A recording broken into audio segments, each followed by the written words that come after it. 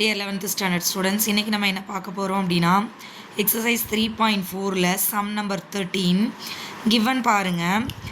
So that tan 75 degree plus cot 75 degree equal to 4. So நீங்க என்ன prove பண்ணனும்னா tan 75 degree plus cot 75 degree ஓட value 4 னு சொல்லி ப்ரூவ் பண்ணனும். சரிங்களா? இப்போ tan 75 degree எப்படி எழுதலாம்? tan 45 degree plus 30 degree னு எழுதலாம். இதே இந்த மாதிரி தான் ஸ்ப்ளிட் பண்ணனுமா அப்படினா tan 45 ஓட வேல்யூவும் நமக்கு தெரியும், 30 ஓட வேல்யூவும் தெரியும். அப்படி தெரிஞ்சிருச்சு அப்படினா ஈஸியா அப்ளை பண்ணிரலாம். அதே மாதிரி tan of a plus b க்கு நமக்கு ஃபார்முலா தெரியும் தானே. சோ அதனால அத யூஸ் பண்ணலாம் அப்படிங்கிறதுக்காக 75 டிகிரியை 45 டிகிரி plus 30 டிகிரி னு ஸ்ப்ளிட் பண்ணிருக்கோம். சரிங்களா? அதே மாதிரி cot 75 டிகிரி எப்படி எழுதலாம்? 1 by tan 75 னு எழுதலாமா? இந்த tan 75 தானே இப்படி ஆல்டர் பண்ணிருக்கோம். சோ இங்க என்ன ஆன்சர் வருதோ அதை இங்க யூஸ் பண்ணிக்கலாம் தானே. So tan a plus b ஓட ஃபார்முலா என்ன?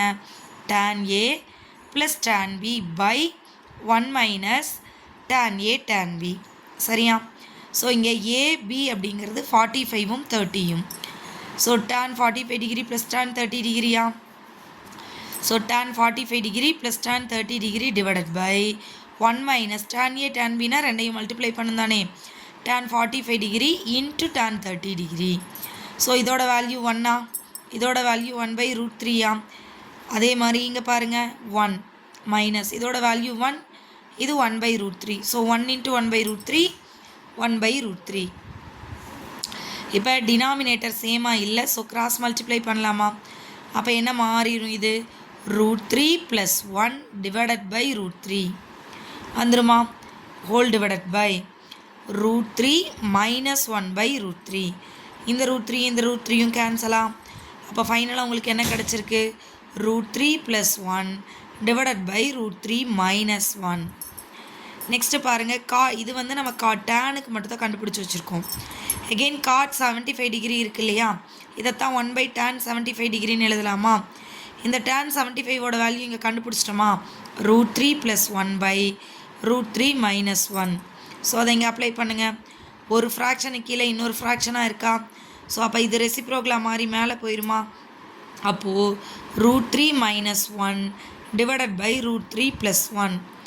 நெக்ஸ்ட்டு இதோட சம் முடியலை. உங்களை என்ன சொல்லியிருக்காங்க? tan 75 degree plus cot 75 degree ரெண்டையும் ஆட் பண்ண சொல்லியிருக்காங்களா? ஸோ ரெண்டையும் ஆட் பண்ணலாமா? ஸோ ரெண்டையும் ஆட் பண்ணிங்கன்னா root 3 plus 1 by root 3 minus 1 plus root 3 minus 1 by root 3 plus 1. இங்கே பாருங்கள், டினாமினேட்டர் ரெண்டுலேயுமே சேமா இல்லையா?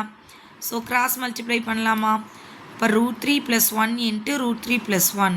So root 3 plus 1 the whole square plus root 3 minus 1 into root 3 minus 1.